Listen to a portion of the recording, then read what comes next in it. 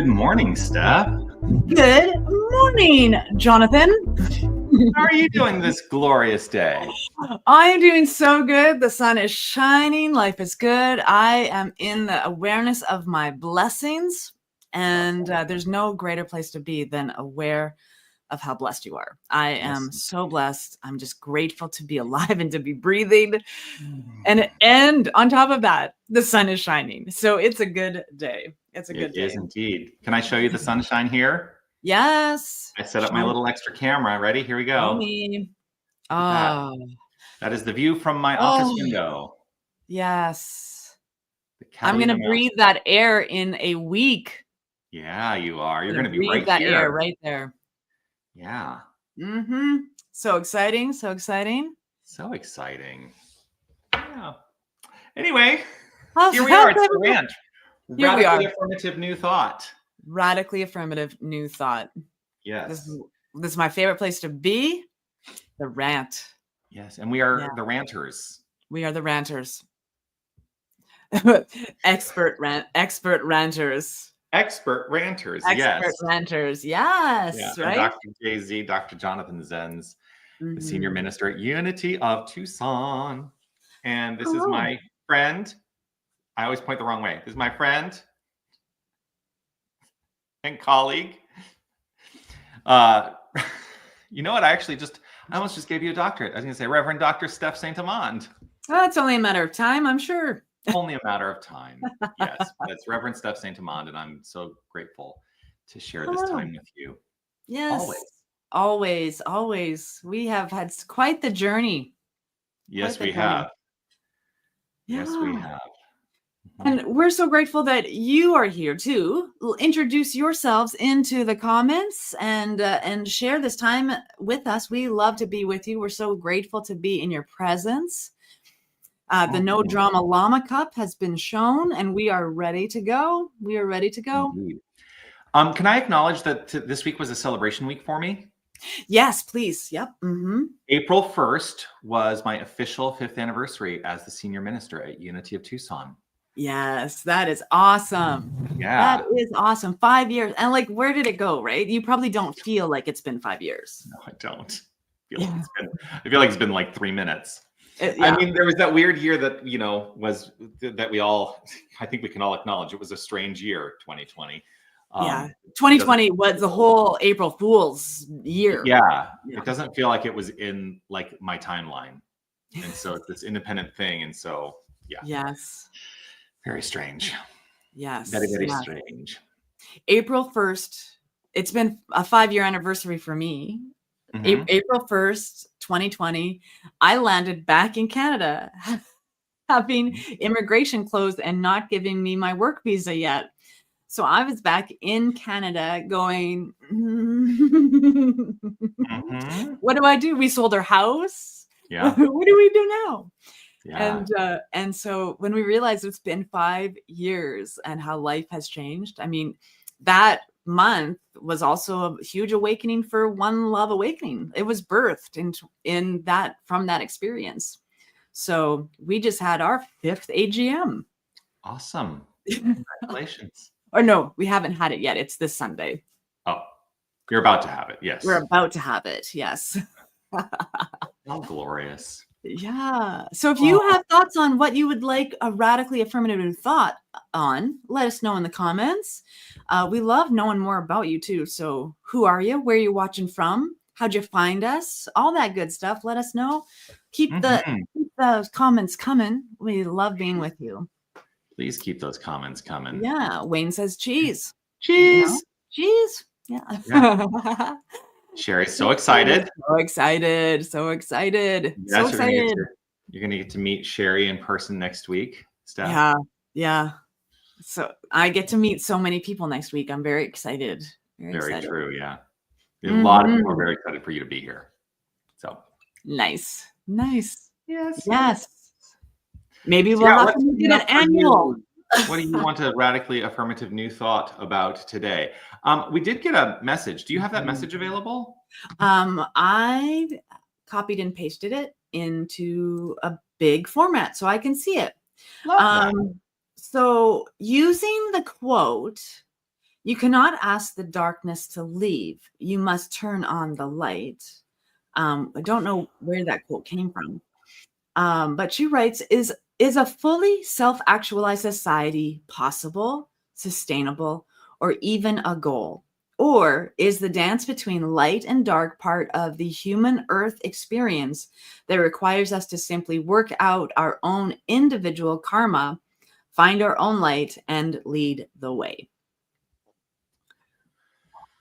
So that's a big question.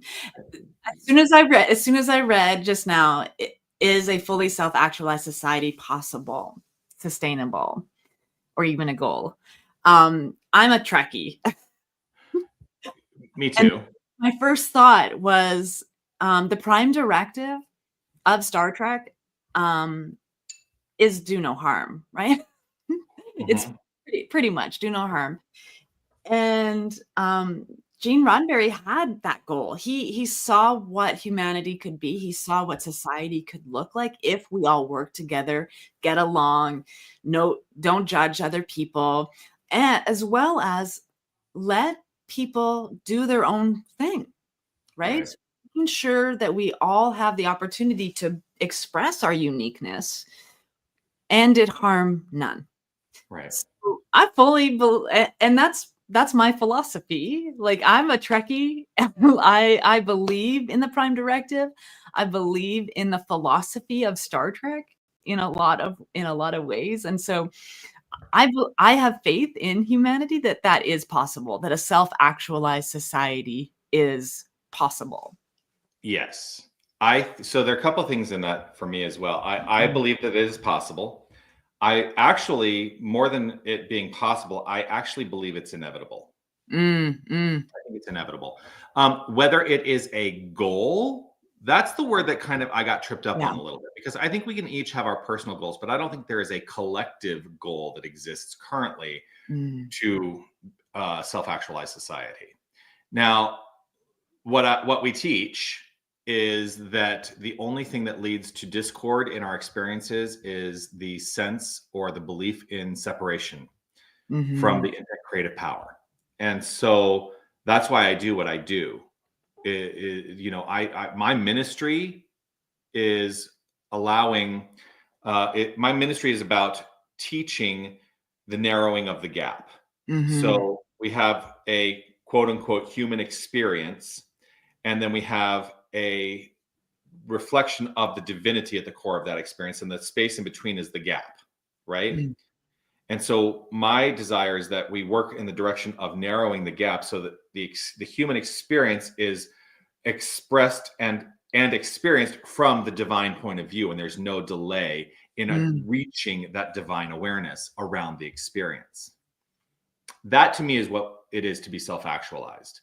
And so Mhm. it is letting go of, all of the notions of challenge being inevitable, right? I think we live in a human experience of challenge is inevitable. Yes. And I don't really hold to that any longer in my Mm. life. I don't think challenge is inevitable. Am I experiencing challenges? Occasionally I still experience challenges, yes. Mhm. But I also understand at the core of those challenges is a divine truth, Yeah. is a God essence truth, and that to me is allowing a point of view rooted in my source of knowing who I am. Yeah. And that self-actualization, like, for me, the more I know about myself and, um, that beautiful divine thing Mhm. in relationship, the less challenges are challenging, right? Right. Like that's the more I know myself, the easier my boundaries are solid, and therefore I do notice less challenging experiences in my life because they aren't I'm not I'm no longer creating the challenge for myself. Mhm. Like, challenges come into our lives to help us grow and expand and evolve. Otherwise, there wouldn't be anything in our way. Right. Because because when we know who we are, when we are deeply resolved in our powerful presence that is divine, then you're not challenged. There is nothing's going to bump up against you. You just get to be present for whatever it is that the circumstances are. So yes, right now I still have some challenges for sure. Right. Well, and but the gift of self-actualization is the gift we are giving humanity. When we wake up everyone. Right. And that's the thing, the analogy there of dark and light, like our work is not to force other people to shine their lights, but to shine our own light brightly and unconditionally, and become the way showers for others. Yes. That's what I hold my desire in the expression and experience of life to be. I want to be a way shower for others. Yeah. The way you were just talking about that too, Steph, it made me think about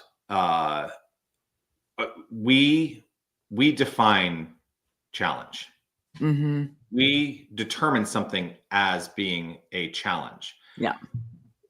And I started thinking about, when you plant a seed, the seed does not perceive challenge in breaking through the husk and then sending its little sprout up through the darkness of the soil to emerge.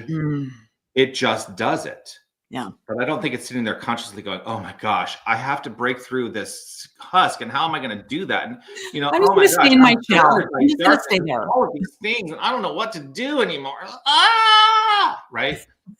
It just does what it does. It does what it does. And we have that same brilliant capacity within us to just be who we is. Yeah. Yes.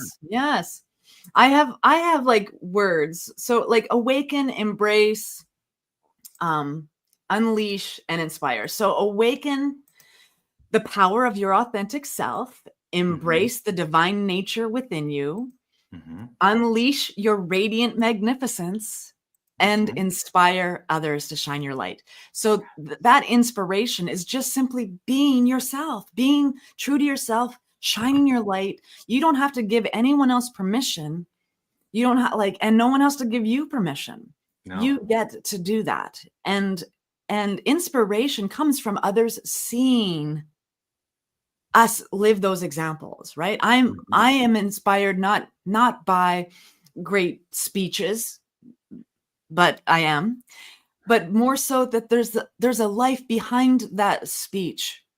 There's a life behind that message that has brought them to a place of understanding that can share their inspiration. Right. And you don't have to be a legendary speaker to make a difference, right? Holding the door open for someone else is making a difference, inspiring someone else to hold the next door open. Yeah. The smallest things are massive and huge in consciousness.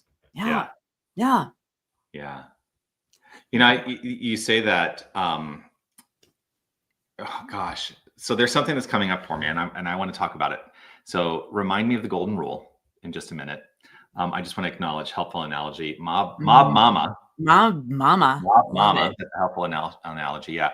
Sherry, I ask myself, is it a challenge or a fun puzzle to be solved? Right? Oh, I like that. Yes. Yeah. And Sherry, I'm so grateful you're in my life. I just want you to know that. I hope I say that enough to you.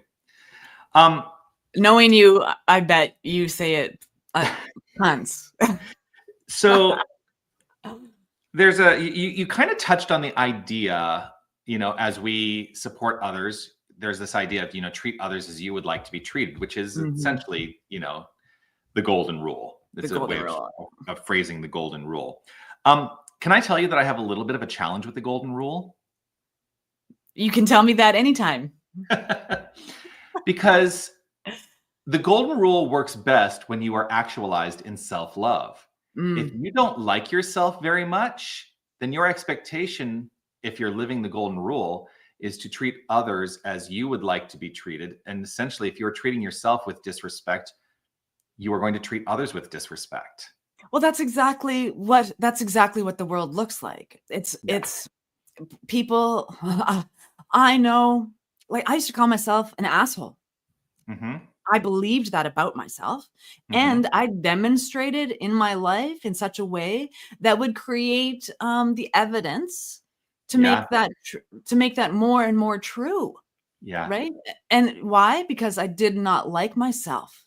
I loathed myself. I was inadequate and unworthy for skin. Like it was a devastating couple decades of Right. my life. Was And there I have a question. So was there any aspect of you that felt that you were that your own sense of self-worth was so diminished that you felt you deserved to be treated poorly, even if it was below the level of awareness? absolutely. I was in relationships with people Hmm. who would demonstrate my belief about myself in As they unkind do. ways. Yeah, Yeah. yeah, Yeah. So absolutely. that's why I'm challenged by the golden rule sometimes, because if we believe we are deserving of bad treatment, Mhm. then we will turn it around and treat others poorly. Yeah, yeah. Whether we and I'm not saying that we do this on purpose, although I think there are people who possibly do it on purpose. Mhm, But we do it because it is the way we understand our relationship to this thing called life. And mhm, so mhm. I think that for me, the new golden rule is love unconditionally Yeah. and act accordingly. Love unconditionally and act accordingly. And what that Mhm. means also is that to start looking in the mirror and loving yourself unconditionally. Yeah.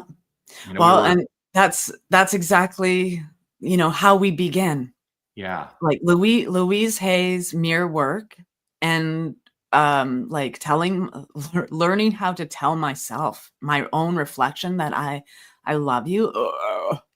Oh hmm, my gosh. Oh yeah, my gosh. That was hard when you don't believe it, right? hmm, And the other book was Feel the Fear and Do It Anyway. and so it is. And that, like, those 2 things shifted something in me enough to keep exploring the idea of my worthiness, Yeah, right? yeah.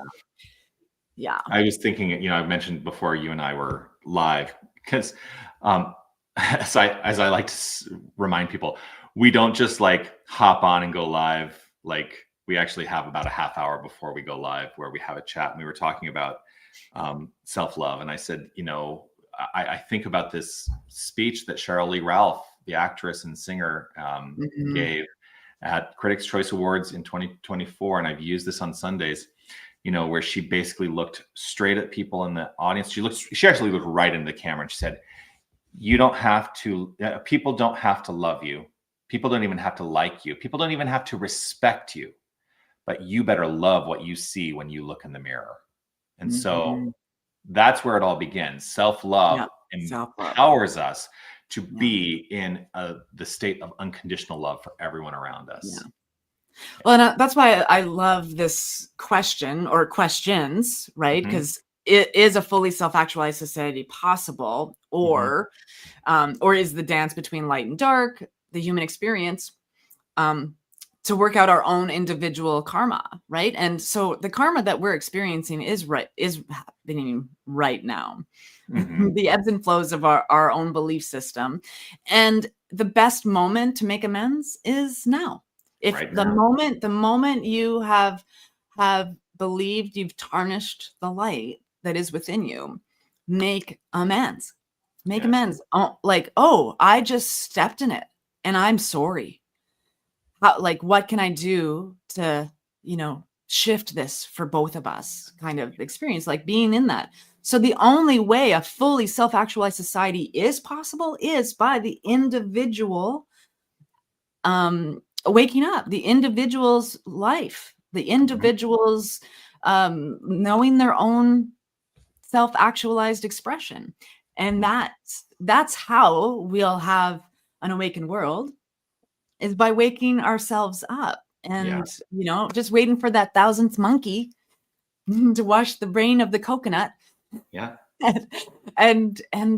Like, we're already seeing huge shifts in the possibility of a self-actualized world. Yeah. And so let's focus on those things to amplify them and stop focusing on all the things. that are not going right. Because we know they're not going right. Let's make them right. Let's make them right. You know, let's stop harming ourselves. Let's stop harming our neighbors and our communities. You know, just stop it. Stop it. Just stop it. Yeah. Right? Yes. Hey, Lori. Hello.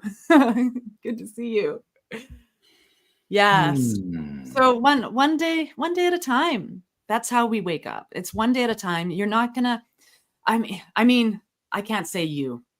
In my experience, I have to wake up every day. I have to remember how awake I was yesterday and do better today. Yeah. That's the journey. Do I fall off the kindness cart? Yes. Does my mind start to beat myself up for it? Yes. Happens. And you just hit on something though. Oh, it's going to relate actually to this. So positive self-talk only and always. Yeah.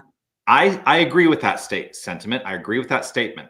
And I want us to be really clear that we're not just giving lip service to our lives, that positive self-talk is rooted in an ever-expanding belief that we are worthy of that positivity.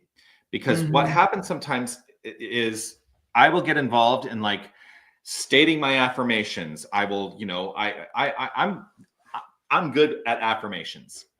I'm good with prayer. I like all of it. And what I am really consciously aware of when I'm engaged in the spiritual practice of affirmation and prayer is to listen to what's happening in the back of my mind. Yeah. Yeah. Right. And what I mean by that is I can sit here and say, I am the ever presence of love and light. Oh, yeah. Well, what about this one thing you did that one time? Right. Danny's not having any of that. No. But that small voice, that voice in the back of the mind is actually indicative of a belief that is lingering in your subconscious. And it is letting itself be known. And so, yes, positive self-talk, speaking the affirmations is really important, and allowing the self to really embrace and embody that so that we are pouring the clear, pure water in and allowing it to wash away the grime of erroneous belief. That's what it's really all about. So thank you for that.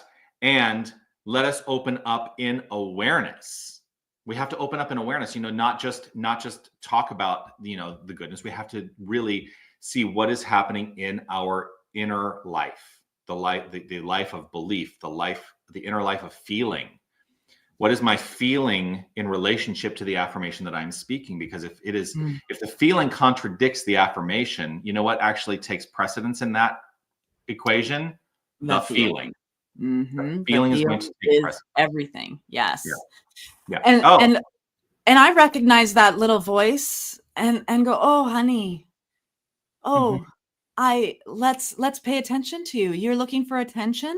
Yeah. You know, that little child that because all of the stuff we're going through now, it's from childhood that we're just reliving as adults, right? Like there's so much stuff got planted in us as little sponges about our worthiness and how we're going to show up in the world. Yes. And so but and that's the training. You become aware of your thoughts, become aware of your thinking, so that when you hear that voice, you can say, well, your higher voice, the higher self looks at that voice and says, oh, honey, no one would ever talk to you like that. Why are you telling stories? Yeah. No one would ever say that to you, Steph. No one would ever say that to you. Why are you saying that to yourself? So, so feeling worthy, Trisha writes, is everything. It's a process, and what you think about expands. Also, the way you speak to yourself is very, very important. And that's why I call it spiritual mind treatment, talking nicely to yourself. Right. The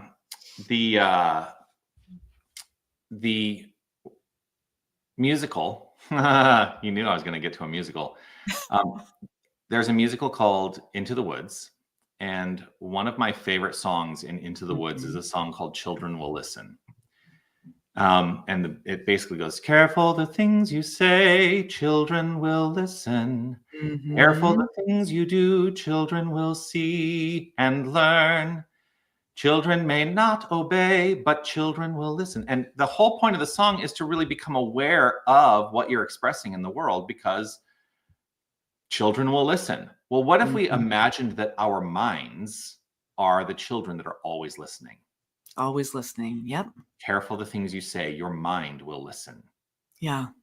Right? Well, and every thought is a prayer. Every thought is a prayer.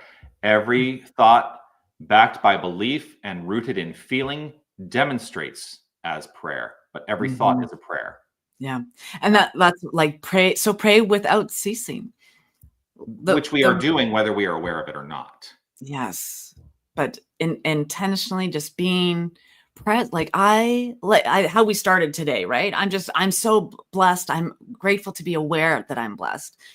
And I really move through as many days as possible, as many moments as possible, awake and aware and present, fully present for the moment I'm having.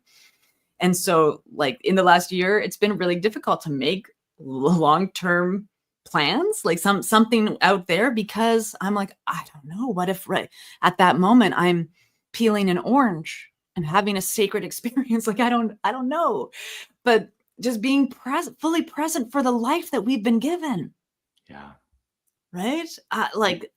That's the gift we get to unwrap every single day.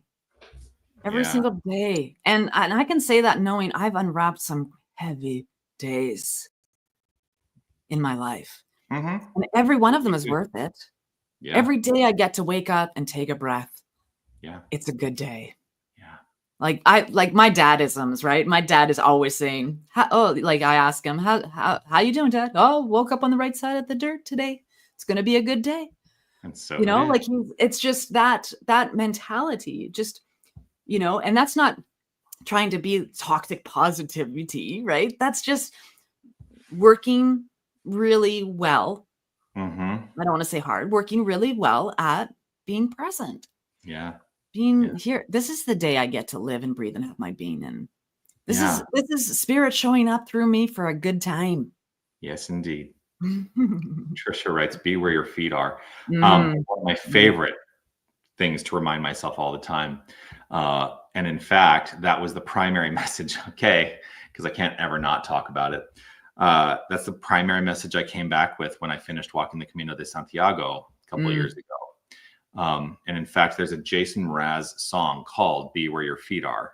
And that is the song that I sang when as the featured song in my Sunday service when I came back from the Camino. My first day back, I sang that as the featured song. You also wrote here, Trisha, feelings are not facts. And I agree, feelings are not facts. But one thing I want to be really clear on is, in my experience, and I'm open to hearing thoughts on this. In my experience, feelings are the fuel that are driving the creative engine. And they become the tone, like the feeling tone determines the manner in which that creation unfolds. So I can have a thought and a belief, and if it's wrapped in a feeling of magnificence, then it's going to show up in one way. But that same thought and belief wrapped up in a feeling of challenge is going to show up in a different way. But it is ultimately creative. So how am I living the experience of my feelings and remembering that I am the one who is in charge of my feelings? And a lot of people disagree with me on this. I absolutely have control of my feelings, 100%. Because if I did not, then I would not be able to change my mind if I got up on the wrong side of the bed. But a lot of people let their days be determined by feelings that they think they're not in charge of. And I don't live my life that way anymore. If I wake up on quote unquote the wrong side of the bed, whether there was some dream I had that kind of set up a feeling tone that I woke up with that was not feeling so good, I will do the spiritual work then to address that feeling and move into something different in a feeling way. Oh, thank God we can change our feelings, because Yeah. for 20 some years I felt depressed and Mhm. anxious about Mhm. absolutely everything. And if I didn't have, um, if I couldn't change that, I wouldn't be here. Right. The other thing is, because you wrote feelings are not facts. Mm. Facts are not necessarily truth. Oh, yeah. And that's the other Yeah. thing that I think we conflate these ideas. And the demonstration that I always offer when I say facts are not truth is that it was a fact. It was an accepted fact Mm. for millennia that the earth was flat by large portions of humanity, right? Yeah. It was a fact that the earth was the center of the universe and everything revolved around that. But that is not the truth. And so, always digging deeper than just what you perceive to be the facts to uncover the actual truth, I think is one of the most powerful things that we can do.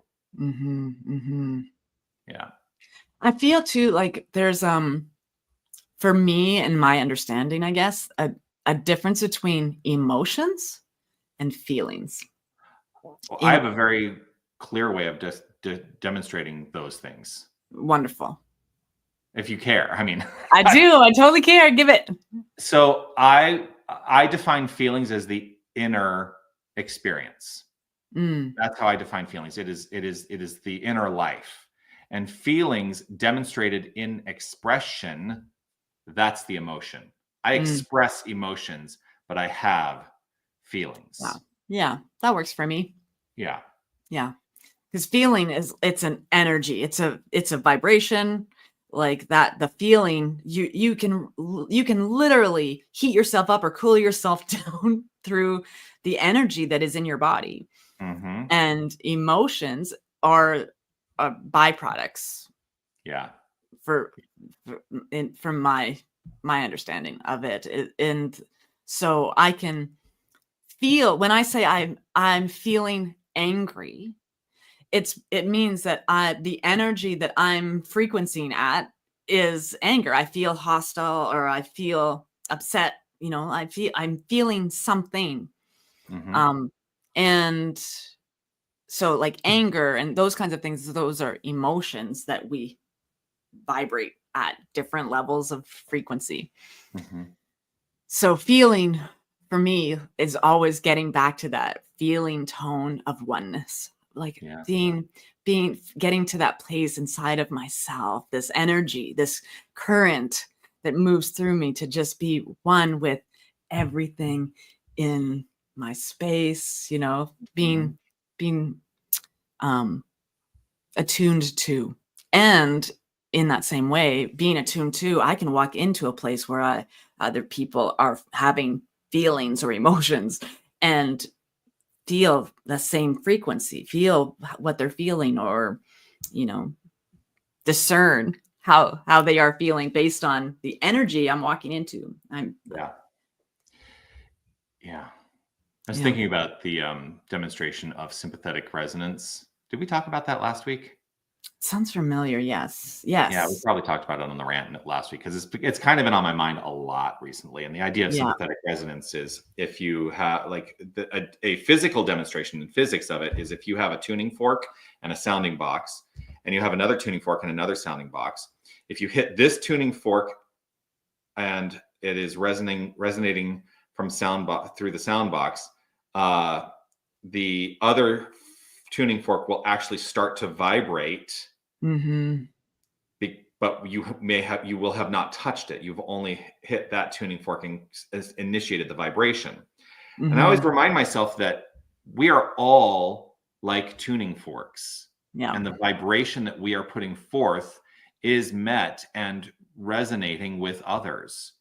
And Mm-hmm. we all have the capacity. Now there's a whole frequency thing, like if the two tuning forks have to actually be the same, have to be tuned to the same frequency, but we have the capacity to vibrate on all frequencies and also be resonant in sympathetic resonance with all frequencies. So what frequency are we choosing? Are we choosing Mm-hmm. the frequency Mm-hmm. of love, or are we choosing the frequency of dissatisfaction? Ugh, dissatisfaction, disappointment. Those are all things. Ugh. Yeah, but I want to give off the frequency of like a happy golden retriever who's always excited to be in your space. Like my dog. Yeah. Like I've been calling myself a golden retriever for a long time, and he was I love being that energy, right? Like I'm genuinely excited to be in your presence. Yeah. Period. My sweet golden retriever Marcus was so happy to see me when I woke up this morning, and he's like, "Oh my gosh, you're awake. We get to do things today. We're gonna go out, have a good time." And he's 8 months old, right? Yeah. And I felt like, oh my gosh, I'm gonna head down to the office, and I have to leave him home, right? I mean, he's with my husband, so he's not alone.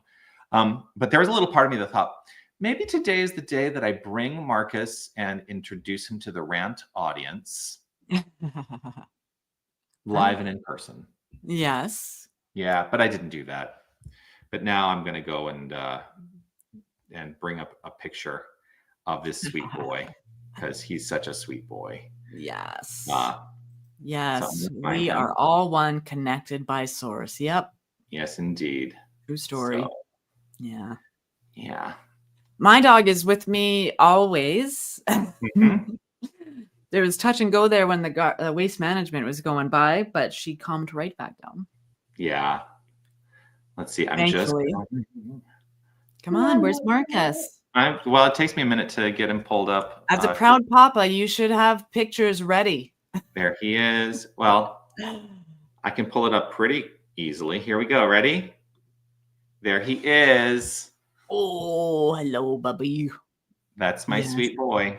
I get to meet him. Yes, you do. He's going to be like, oh, cousin? Yeah, pretty much. That's when you meet me, you're just meeting a cousin. Mm-hmm. Yeah, just a cousin. Yeah. Love it.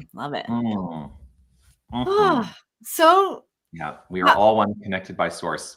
Yes, I would say, I would go so far as to say, we're not even connected by source. We are the essence of source, and we are all source. Like, to say we're connected, for me, kind of still has a sense of separation. That's just me,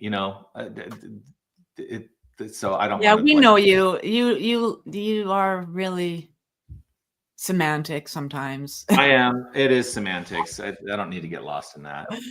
Yeah, I know, because in truth, there's no in or out, up or down, right or wrong, left or right. Exactly. Play like a puppy this weekend. Absolutely. Yes, absolutely. Yep. Yeah. There's a psychic and crystal fair happening this week, so I'm going to go buy some new crystals and fun. Because 3,000 isn't enough. I'm just kidding. I don't have 3,000, but I have a drawer full for sure. So I think I know who this is, even though your screen name is not what I would expect, but I'm pretty sure I know who this is. But I love your little emoji.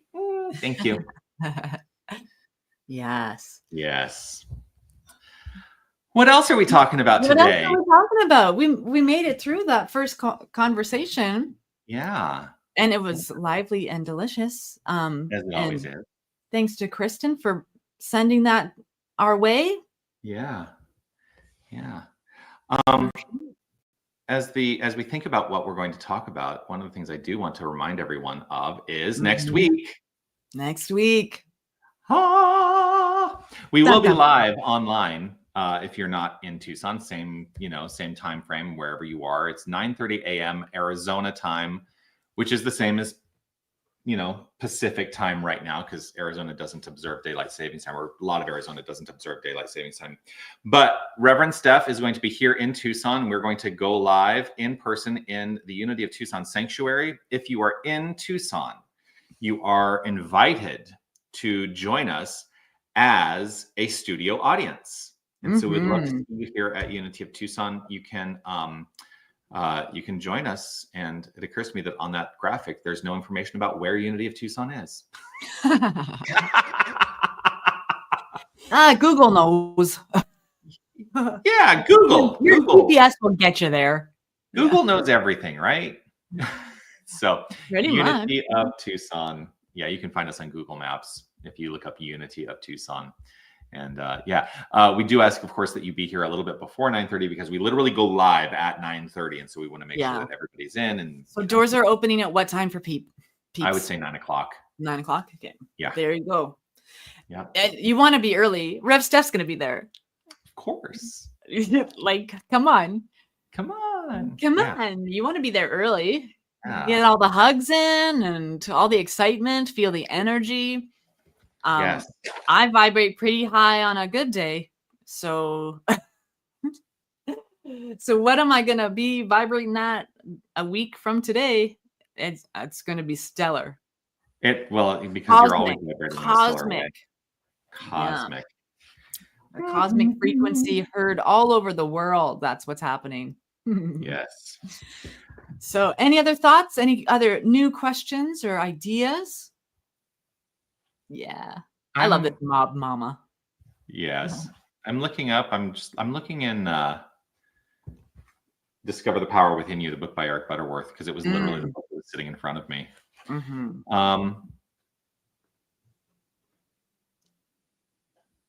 Okay. All the complexities, the forms, the ceremonies, the ritual, the customs, and the costumes have been added through the long years of evolution of the religion about Jesus. Jesus did not authorize such things. That's something I have highlighted here. Sherry's reminding us there's going to be a coffee and a meet and greet following the RANT live. So we'll have fellowship time in Harmony Hall. So that's great. I love coffee. Yes. I don't know. I don't know what I'm feeling right now. Who knows? Sherry, send us a question. But yeah, Sherry, what are we feeling right now, Sherry? Yeah. I'm putting it on you today. Yes. Lori, thanks guys. I wish I could come get a hug. We'll send you a virtual one. Yes, sure. Virtual hugs all around. Yes. Yes. I don't know, we could just the funny thing is, I have that same book. I took this opportunity today to clear off all the books that I usually have sitting on my dude.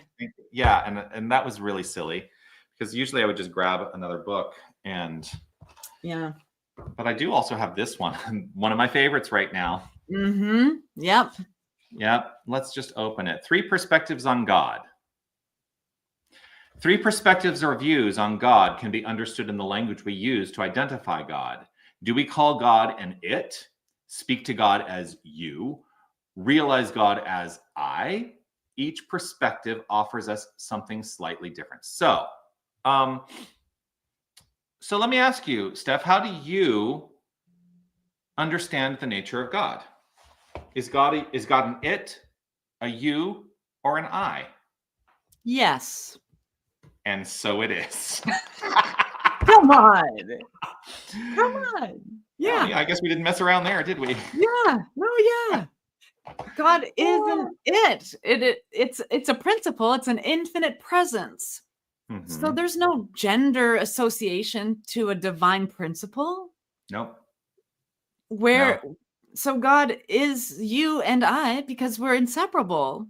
Right. So therefore God has a gender expression, and that gender expression is fluid because it's represented in a diverse, eclectic expression of its own divine nature. Right. So yeah, it, you, I, yes, all of it. Check mark. Well, and it has to be all these things because it cannot be anything limited because it is the unlimited nature of creation. I also think about Ernest Holmes, who, of course, in the Introduction to Science of Mind, the very first section of that introduction is the thing itself.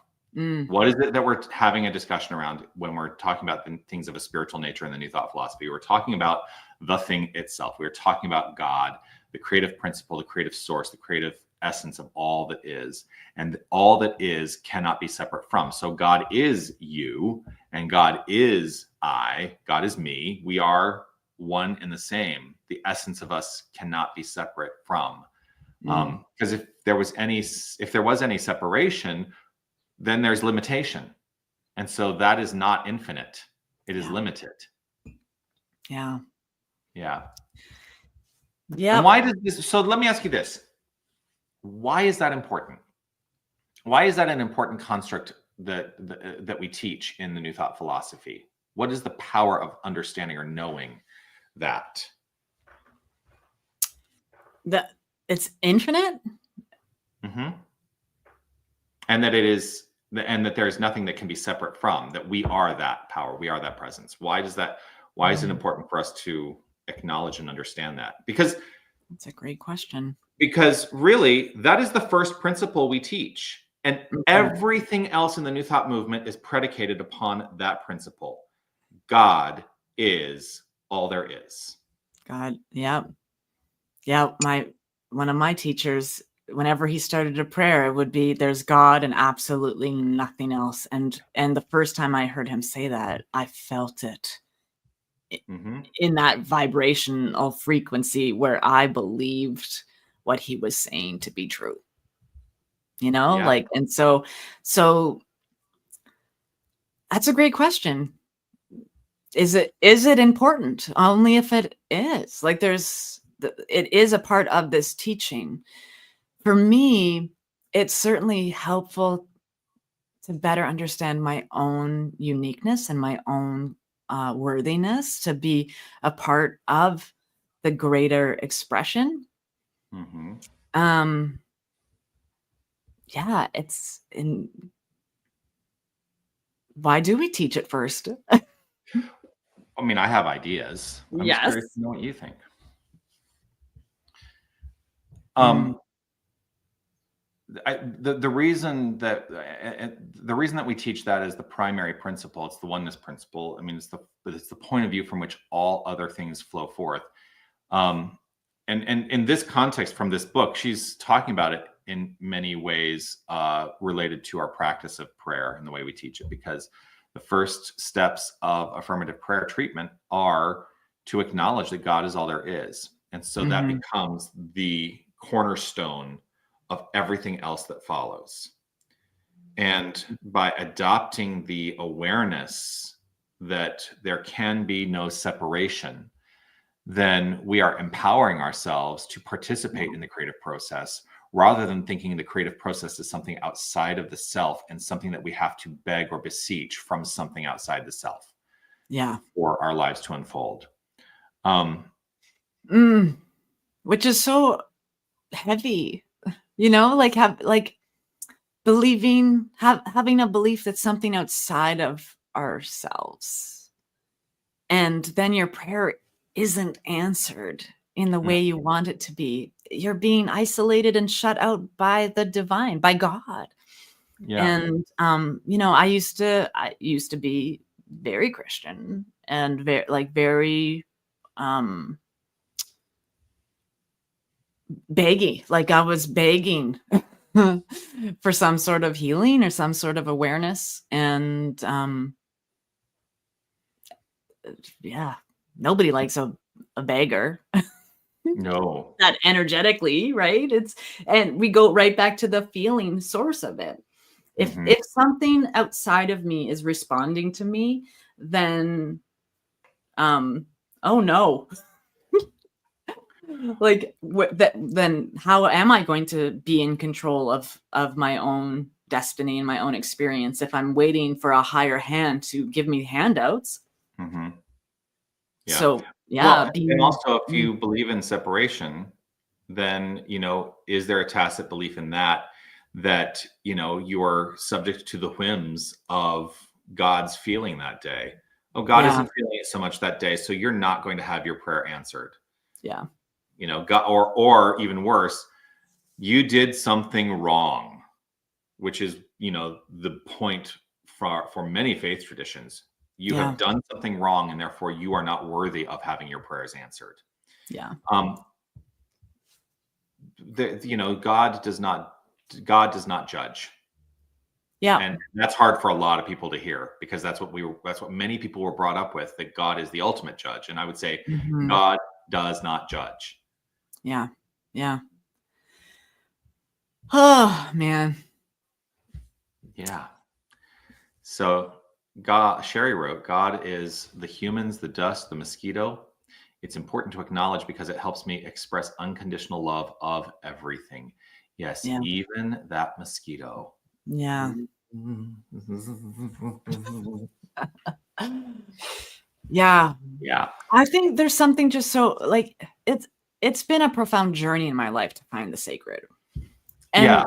And and discovering that is it's unique to everyone, but being a part of nature, going into nature and watching it unfold, just spend some time forest bathing, spend some time walking outside, stare at a rock. If you think that rock is doing nothing, you're wrong. At the fundamental level, that rock has living energy. It It is has living energy. living energy, but Yeah. it's also it's underneath it. It's someone's home. Next to Mhm. it, it's someone's shade. Like Mhm. life is magnificent, and we the more we pay attention to it, the more we give our awareness to it, the more we are aware of our own nature. Yep. And yeah, there's a sacredness, and so being infinitely supported by, with, and as universal source gives me the opportunity to be in that sacred, to be awake for the sacredness. I'm so excited to have you here next week and to show you the sacred nature of where I live. Yes. I'm going to take you to the Desert Museum a week from tomorrow. I think I've told you that. Yes. And it's called a living museum because it's got, it's kind of a zoo, but also like it is really all about the sustainability and the nature of the Sonoran Desert. I think you will really love it. Yeah. Anyway, it's one of my favorite places in the world. I have a membership there, and so actually I have to renew my membership there. But I have a membership there, so I can go anytime I want. Mm-hmm. Nice. Nice. Mm-hmm. Yes. Forest therapy. Sorry. We put it up at the same time. Forest therapy. Nature asks nothing from us but observation. It's grounding. Yes. Yes. Yeah. Yes. I remember this this opportunity for growth in my life. I'm going to stop pressing buttons. This beautiful opportunity, someone external to me did something that I wouldn't have done, and therefore I judged it severely. I felt this person had taken advantage of someone financially, and it really bugged me because at the time I knew what it was like to be taken advantage of financially, right? Those are experiences. And I was so frustrated. I was like, and I couldn't talk to them about it. They weren't in my presence. But I sat down on a stair. I was a guest in someone's house at that moment. And I sat down on the stair. It was dusk, and it was just like coming to the darkness of night in that level of light. And I watched an entire universe open up, just sitting there, right? The spiders started coming out, all the night crawlers and things were like, they were just going about their day. Yeah. They were just going about their day. But I was so mesmerized by the intricate work of this universal plan. I forgot why I was miffed off. Yeah. Right. And so being present for those kinds of experiences is so, like, if you're rubbing up against something that doesn't feel comfortable for you, maybe just change your focus to something else. Count to 5, take a breath, see something else happen. Yeah. And then maybe have a different perspective, because it was amazing. That was 14 years ago. I still remember what it was like to sit in that space, what color the dirt was. Like Mhm. I remember every morsel of that. It was awakening experience for me. Mhm. And it was the first time I was going to be delivering a talk the next Sunday. So used it in a talk, As you do. right? Everything is sacred. Can I just share with you this image? I don't know what this image that this is a picture that I know that I took. I took it a couple of years ago on the Camino.